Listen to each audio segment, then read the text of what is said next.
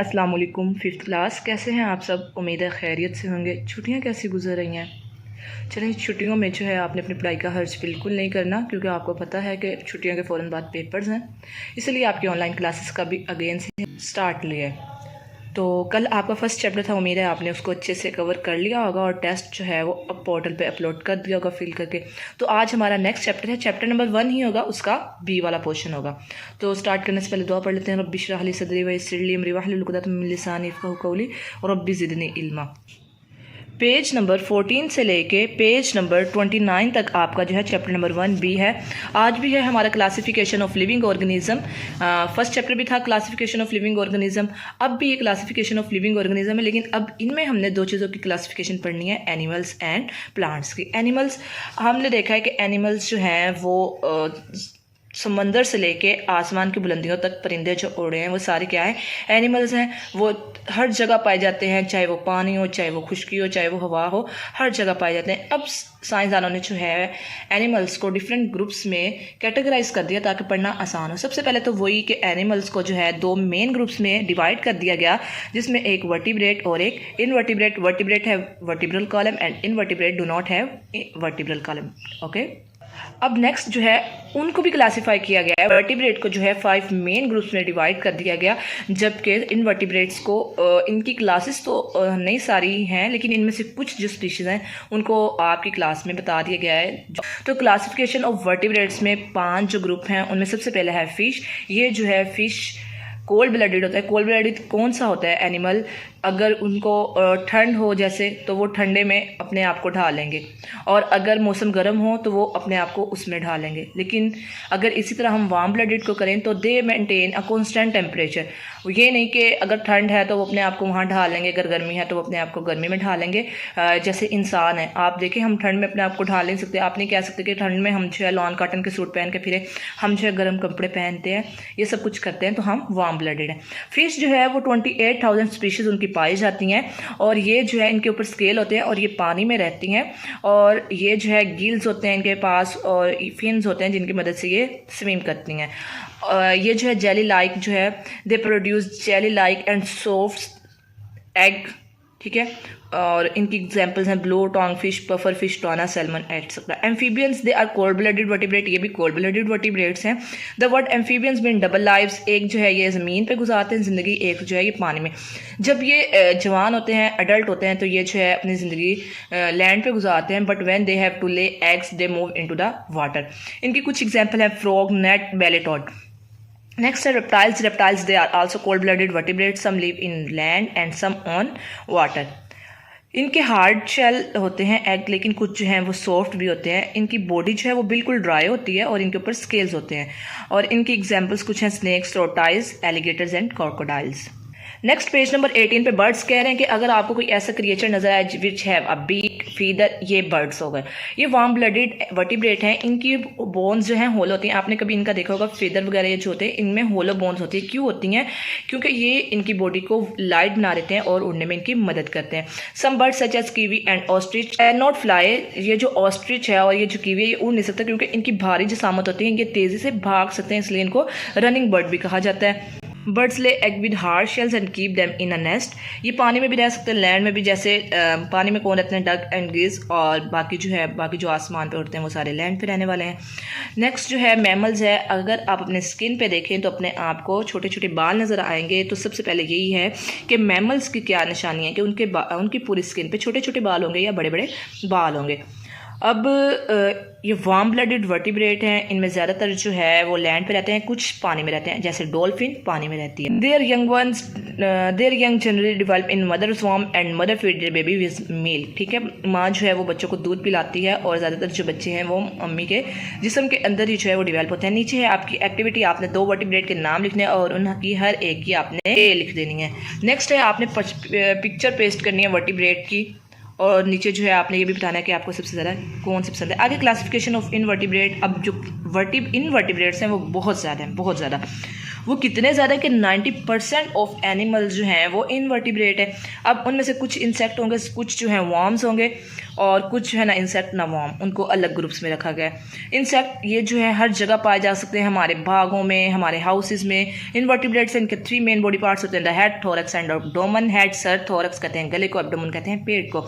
With 3 pair of jointed legs, 2 टांगे हर जगह पे लगे होती हैं। Compound eyes and 1 pair of antenna.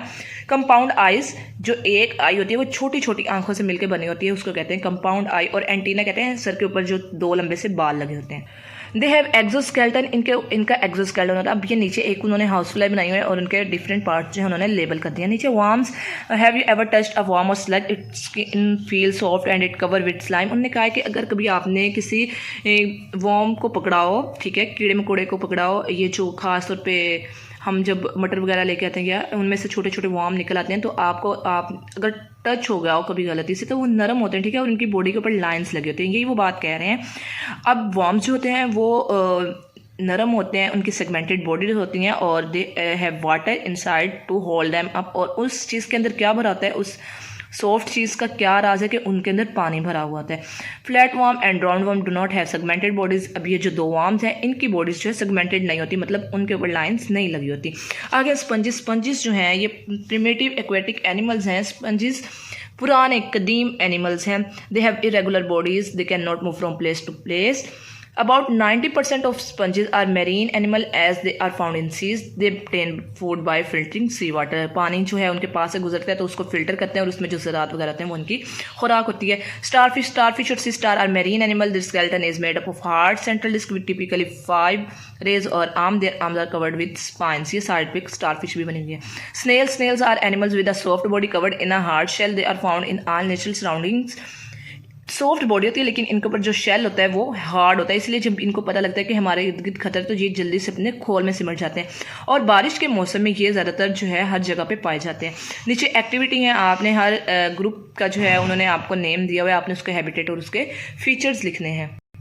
Page number 22 से हमारा प्लांट्स टॉपिक स्टार्ट हो गया। प्लांट वो कर सकते हैं which animal can not, they can prepare their own food.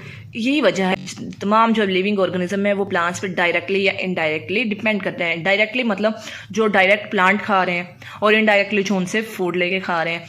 Plant भी आगे जो है वो 2 किस्म के हैं, नॉन फ्लावरिंग और फ्लावरिंग प्लांट। अब नीचे जो है उन्होंने फ्लावरिंग प्लांट और नॉन फ्लावरिंग प्लांट की आपको एक्टिविटी दी है, आपने उनकी एग्जाम्पल्स लिखनी है।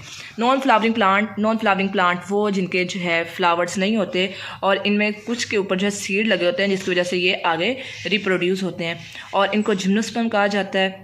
सम एग्जाम्पल जो है इनकी पाइन, फर है, ठीक है। और नॉन फ्लावरिंग प्लांट जो है कुछ सीडलेस होते हैं लाइक फर्न्स एंड मॉसेस। इनको सिंपल प्लांट कहा जाता है क्योंकि इनके सीड नहीं होते, ये स्पोर्स के जरिए पैदा करते हैं अपने आप को आगे। फ्लावरिंग प्लांट वो जिनके ऊपर फ्लावर लगते हैं, रोज, जैस्मिन, वीट, राइस, मेज, जो भी हम खुराक लेते हैं तकरीबन उन हर प्लांट के ऊपर जो है पहले फ्लावर लगता है। They are classified into 2 groups, monocot and dicot. आगे प्लांट्स को हमने डिवाइड किया फ्लावरिंग और नॉन फ्लावरिंग प्लांट में। अब जो फ्लावरिंग प्लांट है उनको मेन ग्रुप्स में डिवाइड किया गया, मोनोकोट्स एंड डाइकोट्स।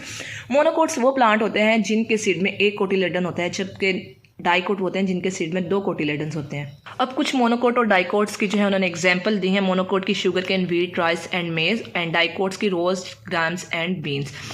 आगे हमने इनके दरमियान में कंपैरिजन करना है कि इन दोनों में क्या मेन डिफरेंस है। रूट, मोनोकोट की रूट्स जो होती हैं फिब्रस रूट होती हैं और ये दूर दूर फैली होती हैं, जबकि डाइकोट्स हैव टैप रूट। इनकी जो रूट होती है इनकी साइड पे छोटे छोटे बस बाल लगे होते हैं।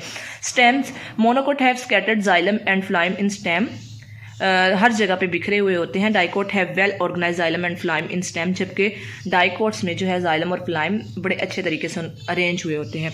लीव्स हैं, लीव्स जो हैं मोनोकोट में जो हैं उनके लंबे लंबे पत्ते होते हैं और पैरेलल वेन्स होती हैं, जबकि डाइकोट्स में चौड़े पत्ते होते हैं और नेटवर्क बना होता है वेन्स का। Flowers, monocots has petal and sepal in multiple of 3, 6, 9, 12 and 15। A dicot has petal and sepal in multiple of 5 or 4, 8, 12, 5, 10, 15, etc. Seeds. A monocote has only 1 cotyledon in its seed. Dicot have 2 cotyledon in their seed.